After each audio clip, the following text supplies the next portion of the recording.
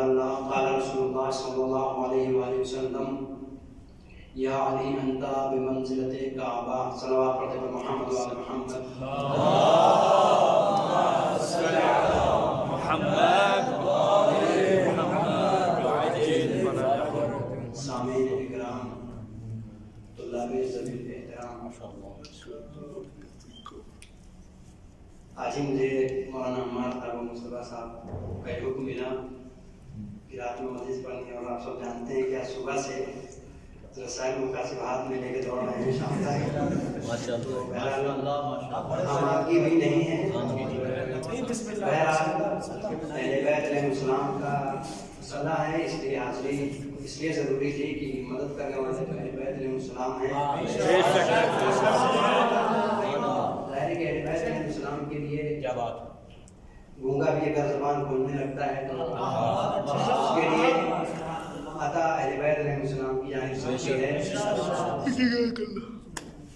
اور اہل بیت علیہ السلام کے لیے زبان کھولنا ایسا ہے کہ جیسے کوئی انسان ناچیز ہو اور وہ چاہ رہا ہے کہ ہم کوئی چیز بن جائیں. اہل بیت علیہ السلام کے نام کے ذریعے سے اپنے آپ کو دنیا اور آخرت میں سرخرو کرنا چاہ رہا ہے. ایک صلوات پڑھتے ہیں محمد و آل محمد.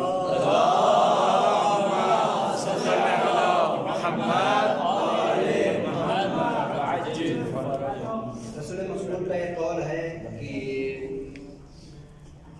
یا علی انت بمنزلت کعبہ، اور زیادہ دیر آپ کے درمیان میں حائل نہیں رہوں گا.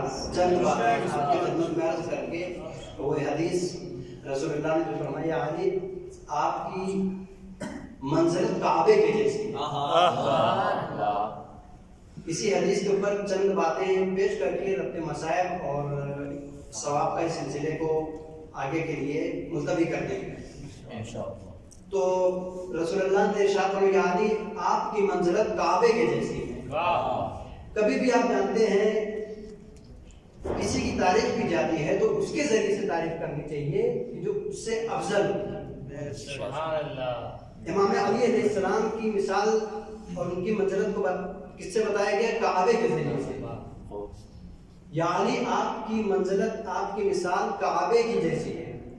تو ہمیں دیکھنا پڑے گا کہ امام علی علیہ السلام اور خانہ کعبہ ان دونوں کے درمیان میں کیا رابطہ پایا جاتا ہے، کس وجہ سے رسول اللہ نے کہا یا علی آپ کی مثال کعبے کی جیسی ہے. علیوں، اگر آپ سے ایک سوال کیا جائے کہ یہ بتاؤ کہ علی افضل ہے یا خانہ کعبہ، علی افضل ہے یا کعبہ؟ ظاہر ہے کہ ہر ایک کہے گا علی، لیکن کہیں نہ کہیں سے آواز ضرور آتی ہے کہ کعبہ افضل ہے. سبب یہ ہے کہ علی خانہ کعبہ جو ہے یہ اللہ کا گھر ہے. اس کے اندر نسبت پائی جاتی ہے کہ یہ اللہ کا گھر ہے، بیت اللہ ہے، اس لیے یہ افضل ہے. اللہ کا گھر ہے تو میں ان سے یہ کہوں گا کہ اگر کعبہ افضل ہے اس بنا پہ کہ ان کے درمیان میں ایک نسبت پائی جاتی ہے کہ وہ اللہ کا گھر ہے، تو یہ علی وہ ہے کہ جن کے اندر ہزاروں نسبت پائی جا رہی ہے.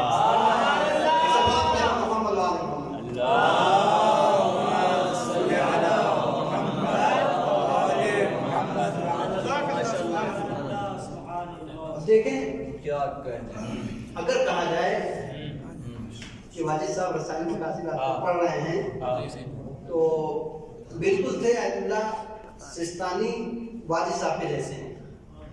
تو آپ کہیں گے ارے یہ کیا بات ہو گئی بھائی، یہ تو آپ نے توہین کر دیا آیت اللہ سستانی کی. لیکن اگر اسی کا الٹا کہا جائے کہ والد صاحب تو آج کل ایسا محنت کر رہے جیسے آیت اللہ سستانی کیا کرتے تھے، شاید ہماری فضیلت بڑھ جائے گی لیکن آیت اللہ سستانی کی فضیلت میں کوئی کمی واقع نہیں ہوگی، کیونکہ وہ خود بڑی شخصیت ہے، حامل ہے، اور میری شخصیت چھوٹی سی ہے. اب خانہ کعبہ اور امام علی علیہ السلام کے درمیان میں دیکھیے جو نسبت اور جو منزلت کا سبب بنی ہے وہ کیا ہے. امام علی علیہ السلام افضل ہے خانہ کعبہ. امام علی علیہ السلام ظاہر ہے افضل ہے، اس کو بھی ابھی ثابت کرتے ہیں کس طرح سے امام علی علیہ السلام افضل ہیں، اور خانہ کعبہ مفضول. اب مفضول کی طرف نسبت دینا کسی فاضل کی कि कैसी मंजिलत को बयान करने का तरीका है। अजीजों, आप सब आंख बंद कर लीजिए। वैसे सब होने वाली सब आंख बंद करेंगे थोड़ा देर बाद, लेकिन अभी आंख बंद कीजिए और खूब सोचिए। भाई सोचने में क्या जाता है, इसका पैसा तो लगता नहीं है। सोचिए, मैं तो सोचता हूँ कि इस मदरसे का मुदीर मैं हूँ, लेकिन फिर भी ये एक ज़हनी चीज है। मैं सिर्फ सोच रहा हूँ, खारिज में इसका वजूद नहीं है। खारिज में क्या है, एक तालिब इल्म। खारिज में क्या है, एक तालिब इल्म। तो जितनी भी मौजूदात हैं दुनिया में, इसकी दो किस्में आपको नजर आ गई। एक वो कि जो मैं सोच रहा हूँ, एक वो कि सामने मौजूद है, जिसको ज़हनी कहते हैं, तो ज़हन में हमारे है। एक वो जो खारिज में है। तो अफजल अगर आपसे पूछा जाए कि इन दोनों में अफजल कौन है, तो आप कहेंगे कि वो अफजल है कि जो सामने मौजूद है। खारिज में जो मौजूद है, वासिसात सारे इल्म है, यही अफजल है। और आप जो सोच रहे हैं आइल्ला बन गए, मुस्तहिद बन गए, नामा बन गए, इसकी कोई अहमियत नहीं है। तो ये ज़हन में मैंने सोचा था। तो आपसे सवाल किया जाए कि दो चीजें हैं मुझे, एक ज़हनी और खारिजी, कौन सी अफजल है? जाहिर है कि आप कहेंगे अफजल वो है कि जो खारिज में मौजूद है। और खारिज की भी दो किस्में हैं, सामने दिख रही हैं। इसकी दो किस्में हैं, एक वो है कि जो नामी है, एक वो है जो नामी नहीं है। नामी जो नुमू करने वाली है। अगर आपसे सवाल किया जाए कि दोनों में कौन अफजल है, तो आप कहेंगे कि नामी अफजल है, जो नुमू कर सकते वो अफजल है, और गैर नामी मौजूद है। और नामी की भी दो किस्में हैं, एक वो है कि जो हिस्स रखती हैं, एक वो है जो हिस्स नहीं रखती हैं। एक वो है, तो अगर हम सवाल करें, बताएं कि इसमें अशरफ और अफजल कौन है, तो आप जरूर कहेंगे वो अफजल है जो हिस्सेदार है, जो हिस्सेदार है, जो महसूस कर सकते हैं। इनकी भी दो किस्में हैं, एक आकिल, एक वो है कि जो अक्ल रखते हैं, एक वो है जो अक्ल नहीं रखते हैं।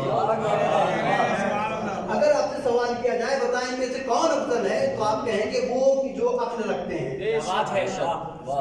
जो अक्ल रखते हैं वो ज्यादा अफजल है, जो अक्ल नहीं रखते हैं वो मफजूल है। अब आकिल की भी दो किस्में हैं, एक वो है कि जो आलिम है, एक वो है जो जाहिल है। एक वो है जो आलिम है, एक वो जाहिल। इन दोनों में आपसे अगर सवाल किया जाए कि कौन अफजल है, तो आप यकीनन कहेंगे वो अफजल है जो आलिम है। आलिम की भी दो किस्में हैं, आलिम की भी दो किस्में हैं। एक वो है कि जो इस दुनिया में आते हैं और आने के बाद मदरसे में आते हैं, मदरसे में आने के बाद इल्म हासिल करते हैं, मदरसे में आने के बाद इल्म हासिल करते हैं। और एक वो है कि जो आसमान से जब खुदा की जानिब से वो आते हैं, वो इल्म लेके आते हैं। तो दो किस्में हो गई, एक वो है जो इस दुनिया में आते हैं और इल्म हासिल करते हैं, एक वो है कि जो खुदा की जानिब से इल्म लेके आते हैं। अब आप गौर कीजिए कि इमाम अली अलैहिस्सलाम कौन सी तबके में रखे जाएंगे, उस तबके में रखे जाएंगे कि जो जब अल्लाह की जानिब से भेजे गए हैं तो इल्म लेके आए हैं, इल्म लेके आए हैं। लिहाजा इमाम अली अलैहिस्सलाम अफजल है। खाने काबा किस मंजिल पे है? खाने काबा पहली मंजिल पे है। खाने काबा ईंट से बने हुए हैं, पत्थर से बने हुए, इनके अंदर लोगों की सलाहियत नहीं है, इनके अंदर अक्ल नहीं है, इनके अंदर हिस्स नहीं है। क्या कहना है? इमाम अली अलैहिस्सलाम मेराज की आखिरी बुलंदी पे है, खाने काबा पहली बुलंदी पे है। आप गौर कीजिए मैं क्या कहना चाह रहा हूँ। खाने काबा की पहली मंजिल है, इमाम अली इस्लाम की आखिरी मंजिल है। तो अफजल कौन हुआ? इमाम अली अलैहिस्सलाम। तो अब जब इमाम अली अलैहिस्सलाम अफजल है, तो मफजूल चीज से रसूलुल्लाह ने निस्बत क्यों दी? मफजूल शय से निस्बत क्यों दी? बच्चन दकायक आपके खिदमत में अर्ज करूंगा। इसी हदीस के ऊपर इमाम अली अलैहिस्सलाम को क्यों कहा कि आपकी मंजिलत काबे की जैसी है? मिसाल से बात वाज़ेह करता चलूं, मौलाना मिराज साहब बैठे हुए हैं, आपको मौलाना मिराज साहब बिल्कुल शेर के जैसे हैं। मिराज साहब एकदम खुश हो गए, मुझे शेर के जैसा कह दिया। अब किसी को खुदा न खास्ता कोई कह दे कि बिल्कुल गधे के जैसे हो, नाराज होने की वजह यह है कि उसको कुछ न कुछ तो महसूस हुआ जिसकी वजह से वो बुरा लगा उसको। एक वो है कि जिसको खुशी हुई। अब देखिए, आप इसको समझने के लिए आपको गौर करना पड़ेगा कि देखिए तस्वीर के हैं चार लोग, एक है मुशब्बा, एक है मुशब्बा बे, एक है लफ्ज़ शबा और एक है वजह शबा।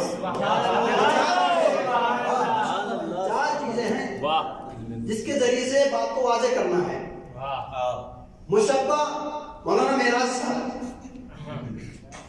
مشبہ بے شیر، لفظ شبہ جیسے مصر. معراج صاحب شیر کے جیسے ہیں، شیر کے مانند ہے. اب چوتھی چیز بچی ہے وجہ شبہ.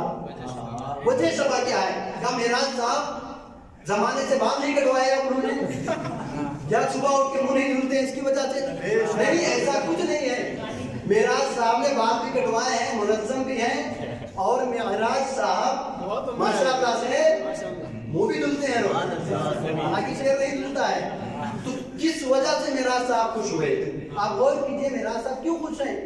خوشی کی علامت یہ ہے اور وجہ اور دلیل یہ ہے ان کی کہ شعر کے اندر ایک خاصیت پائی جاتی ہے جسے ہم جرات اور ہمت کہتے ہیں. معراج صاحب کو ایسا لگا کہ شاید میرے اندر ہمت پائی جاتی ہے، حالانکہ ایسا ہی ہے.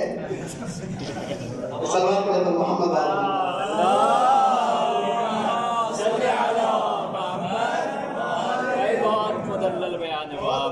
دیکھیں ماشاء اللہ معراج صاحب ممبر پہ آتے ہیں، فضیلت اہل بیت علیہ السلام بیان کرتے ہیں. ہمت کی بات ہے اور خیر کچھ باتیں نہیں ہیں، یہ ہمت کی باتیں ہیں. اسی لیے میں نے کو شعر کے مانند کہا.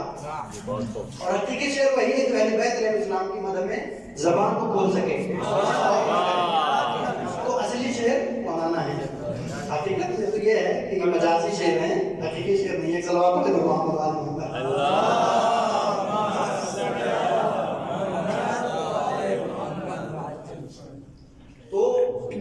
امام علی علیہ السلام کو کہا گیا کہ علی آپ کی منزلت کعبے کی جیسی ہے. تو معراج صاحب کو جو کہا گیا کہ شیر کے مانند ہیں، تو اس میں وجہ شبہ کیا تھا؟ وجہ شبہ یہ ہے کہ اس کے اندر جرأت پائی جاتی ہے اور ہمت پائی جاتی ہے. بہت خوب، بہت خوب. اس بنا پر خوش ہوئے. لیکن اگر کسی کو خر کہا جائے، کسی کو گدھا کہا جائے تو ناراض اس بنا پہ ہوا کیونکہ اس کے اندر ایک خاصیت یہ پائی جاتی ہے، اس کے اندر خر بنا پایا جاتا ہے. تو ساری خاصیت تمام چیزیں اس کی وجہ سے ہیں، وجہ شبہ کی وجہ سے.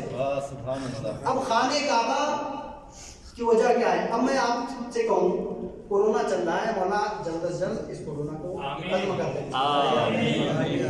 حج کا موقع مثلاً آ گیا، آپ کو حج کرنے جانا ہے، نہیں جا سکتے.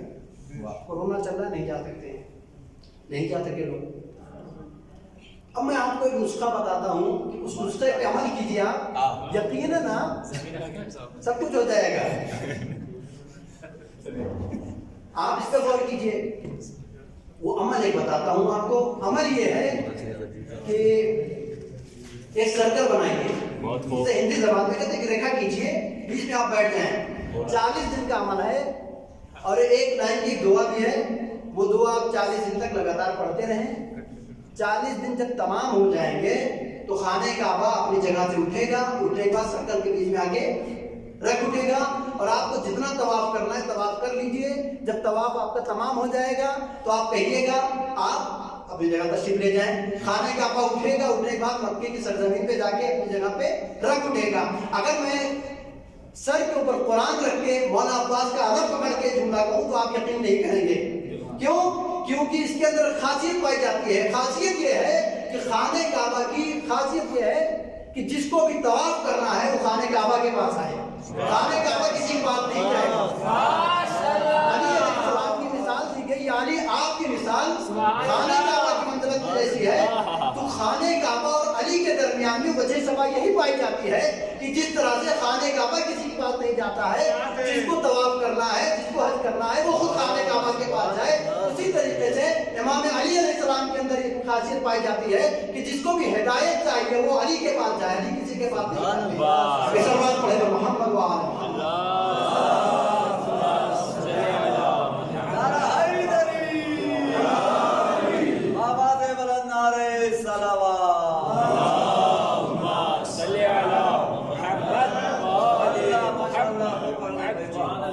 کسی کو غرض ہے تو خود علی کے پاس آئے. ہدایت چاہیے علی علیہ السلام دیں گے. یہی وجہ ہے کہ 3 اسٹاپ جو بیچ میں آئے، آپ غور کیجیے اس بات پہ، امام علی صاحب کسی کے پاس گئے نہیں، بلکہ خود وہ لوگ آئے اور آنے کے بعد آپ نے مشورہ کیا، تاریخوں میں ملتا ہے باقاعدہ طور پہ، اور سب کی مدد کی امام علیہ السلام نے، اور یقیناً کرنا چاہیے، اس لیے کہ ہادی بنا کے بھیجے گئے ہیں، امام علیہ السلام ہادی بنا کے بھیجے گئے ہیں۔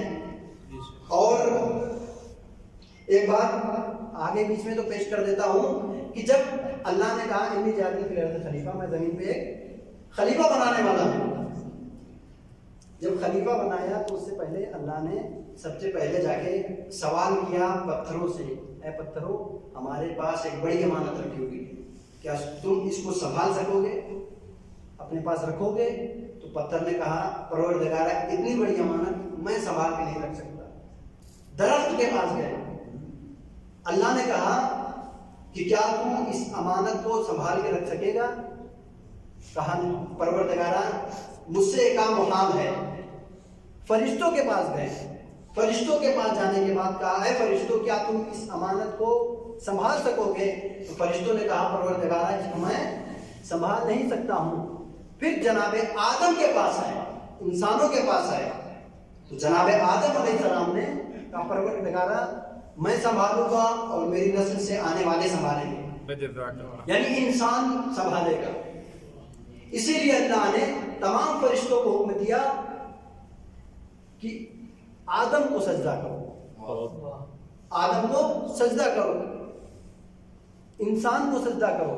انسان کا سجدہ ہوا، پتہ یہ چلا یہی انسان مسجود ملائکہ رہ چکا ہے، مسجود ملائکہ ہے۔ آپ غور کیجئے کہ آج ہم فضیلت مولا کائنات بیان کر رہے ہیں، اور یقیناً ہم کو اس طرح سے فضیلت بیان کرنی چاہیے جس طرح سے مولا کائنات ہیں۔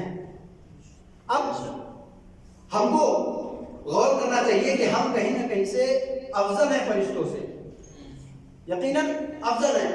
اب کسی کی فضیلت کو بیان کرنا ہے، ہم کو اور آپ کو تو لوگ سمجھتے ہیں فرشتوں کے جیسے ہیں، حالانکہ فرشتوں کی ہمارے سامنے کیا حیثیت ہے دیکھا جائے تو فرشتوں کے پر ہمارے پیروں کے نیچے ہیں، ہم اور آپ جیسے طالب علموں کے نیچے پیر کے نیچے ہیں، ہم ان سے افضل ہیں۔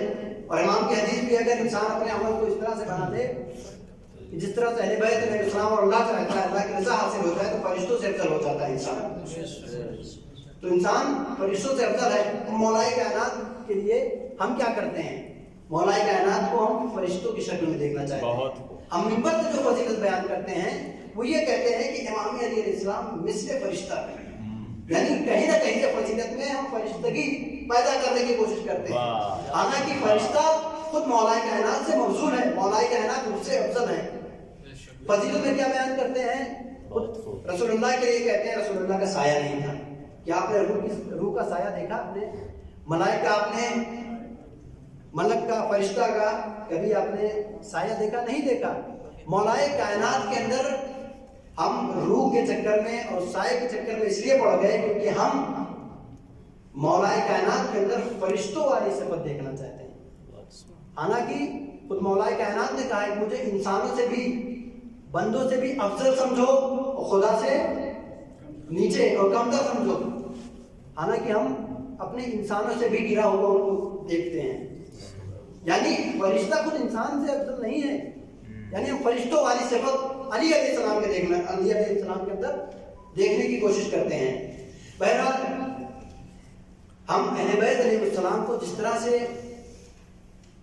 پہچاننا چاہیے اس طرح سے پہچانیں، اور یقیناً ہم سب کو اہل بیت علیہ السلام اللہ نے یہ توفیق عطا فرمائی ہے کہ ہم لوگ اس در سے وابستہ ہیں، اور اس جگہ پہ اس وقت بیٹھے ہوئے ہیں جس جگہ پہ، وہ ایسی بامعرفت شخصیتیں یہاں پہ موجود ہیں کہ ہم ان سے توسل کریں، اور اس در سے جب واپس ہم اپنے وطن پلٹ کے جائیں تو حقیقی معرفت کے ساتھ واپس پلٹ جائیں۔ صلوات علی محمد۔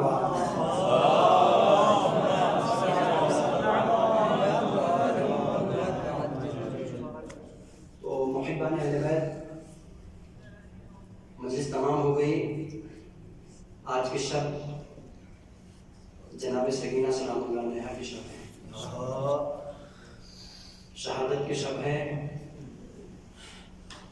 عزیزوں، जनाब सकीना सलामुल्लाह अलैहा के ऊपर कौन कौन से मज़ालिम टूटे हैं आप सब जानते हैं, और मेरा मौला सज्जाद भी जानता था। मेरा मौला सज्जाद क्यों गिरिया करता था? 35 साल तक मुसलसल इमाम सैयद सज्जाद खून के आंसू रोते रहे। इसलिए नहीं कि बाबा करबला में कत्ल कर दिए गए, शहीद किए गए, बल्कि इसलिए गिरिया करते रहे कि मौला सज्जाद के साथ जनाब सकीना हैं, जनाब ज़ैनब, जनाब उम्मे कुलसूम हैं, बेरिदा हैं, इनके ऊपर दुर्रों की बौछार की जा रही है। इमाम मजलूम करबला की शहादत का वाक़या होना था कि जनाब सकीना के दुर्रे को खींचा गया। इमाम हुसैन की शहादत का वाक़या होना था कि जनाब सकीना ने कह दिया बाबा मुझे पता चल गया यतीमी किसे कहते हैं। जनाब सकीना सलामुल्लाह अलैहा के ऊपर वो मज़ालिम पाए गए कि जनाब सकीना के अंदर इतनी ताब नहीं थी कि वो खड़ी हो सकें। जब तमाम लोगों को एक मरतबा से 11 मुहर्रम को ऊँटों के ऊपर सवार किया जाने लगा, जब सबको सवार कर लिया गया तो जनाब सकीना की बारी आती है। तमाम बीवियों को महमिलों के ऊपर सवार करने के बाद जनाब सकीना की जब बारी आती है तो जनाब सकीना को जालिम कहता है कि सकीना को तन्हा एक अलग ऊँट के ऊपर सवार किया जाए। जनाब सैयद सज्जाद आगे बढ़ते हैं, कहते हैं कि ऐ जालिमों सकीना बहुत छोटी है, सकीना बहुत छोटी है, ये सवार नहीं हो सकती है। लेकिन अज़ादारों जनाब सकीना को सवार किया गया। जनाब सैयद सज्जाद आगे बढ़ के कहते हैं कि ऐ बेटी सकीना सवार हो जाओ लेकिन सोना नहीं, इसलिए कि बहुत कमजोर हो, अगर ऊँट से गिर जाओगी तो संभाल ना पाओगे। अज़ादारों जनाब सकीना को ऊँट की महफिल के ऊपर सवार किया गया। जनाब सकीना ने ये मज़ालिम देखे। एक वक्त वो आ गया कि जनाब सकीना कैद में जाती हैं, शाम का जिंदान है। शाम के कुछ बच्चे आगे बढ़ते हैं और आने के बाद कहते हैं कि ऐ यतीमा कहाँ की रहने वाली हो, तुम्हारा नाम क्या है, तुम अपने बारे में बताओ। रवायत के लिखे हैं कि जब जनाब सकीना सलामुल्लाह अलैहा ने अपने बारे में बताना शुरू किया तो वो बच्चे गिरिया करना शुरू करते हैं और रोना शुरू करते हैं। यही जनाब सकीना है कि जब कभी परिंदों को देखते हैं, देखने के बाद कहती हैं कि ऐ परिंदों तुम तो अपने घर को वापस चले जाते हो, लेकिन हाय सकीना अपने वतन को कब जाएगी। लेकिन अज़ादारों ये सकीना ये उम्मीद कभी पूरी न हो सकी, इसलिए कि जनाब सकीना इसी जिंदान के अंदर शहादत वाक़ हो जाती है। और एक वक्त वो भी आता है कि जनाब सकीना सलामुल्लाह अलैहा ख्वाब के आलम में जाती हैं, ख्वाब से बेदार होती हैं और एक मरतबा गिरना शुरू करती हैं और आवाज़ देती हैं कि मेरे बाबा कहाँ हैं, मेरे बाबा कहाँ हैं। जनाब सकीना आगे, जनाब सैयद सज्जाद आगे बढ़ते हैं और आगे बढ़ने के बाद कहते हैं ऐ बेटी सकीना सो जाओ, यहाँ बाबा नहीं आए हैं। जनाब ज़ैनब आगे बढ़ती हैं और आगे बढ़ने के बाद कहती हैं ऐ बेटी सकीना यहाँ पे तुम्हारा बाबा नहीं है। लेकिन जनाब ज़ैनब परेशान हो जाती है, इसलिए कि जनाब ज़ैनब आलिम गैर मुअल्लिमा है, समझ जाती है सकीना ने ख्वाब में अपने बाबा को देखा है तो मेरी सकीना की आखिरी शब है। अज़ादारों एक मरतबा जब गिरिया बुलंद हो जाता है तो यजीद ने सर इमाम हुसैन अलैहिस्सलाम को भेजा। इमाम हुसैन के सर को जैसे जनाब सकीना ने देखा बयान करना शुरू किया, ऐ बाबा आपकी इस बात को किसने रंगीन कर दिया, आपके रिश्ते मुबारक को किसने रंगीन कर दिया। ऐ बाबा आपकी सर गर्दन में किसने जुदाई कर दी, ये खंजर किसने चलाया, आपके रुखसार के निशान किसने लगाए। जनाब सकीना बयान करती है और कहती है ऐ बाबा ये हमारे गोशवारे देख रहे हैं, ये उतारे नहीं गए हैं बल्कि इसे खींचा गया है, इसे बेदर्दी के साथ खींचा गया है।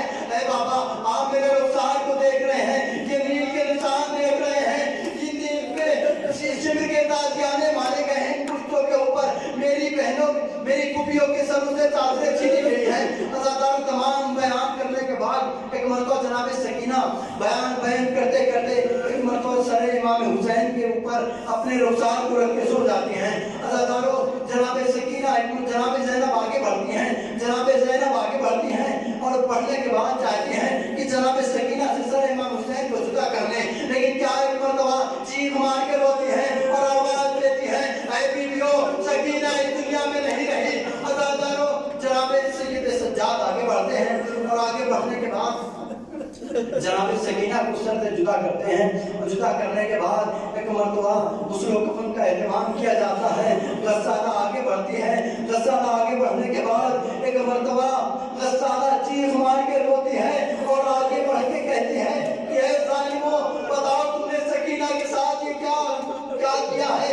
सकीना के जिस्म के अंदर सकीना का लिबास चला गया है, सकीना से जुदा नहीं हो सकता है। अज़ादारों, एक मंजिल को भी आई जनाब सैयद सज्जाद ने गुस्ल कफन दिया।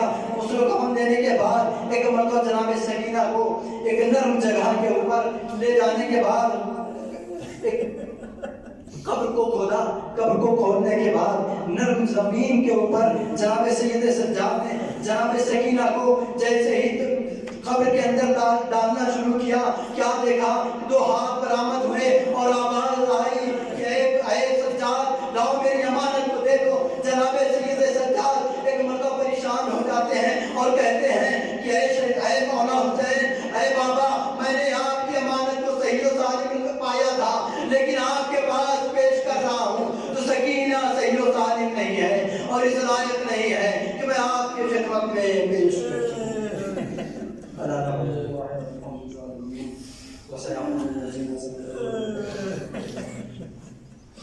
मातम हुसैन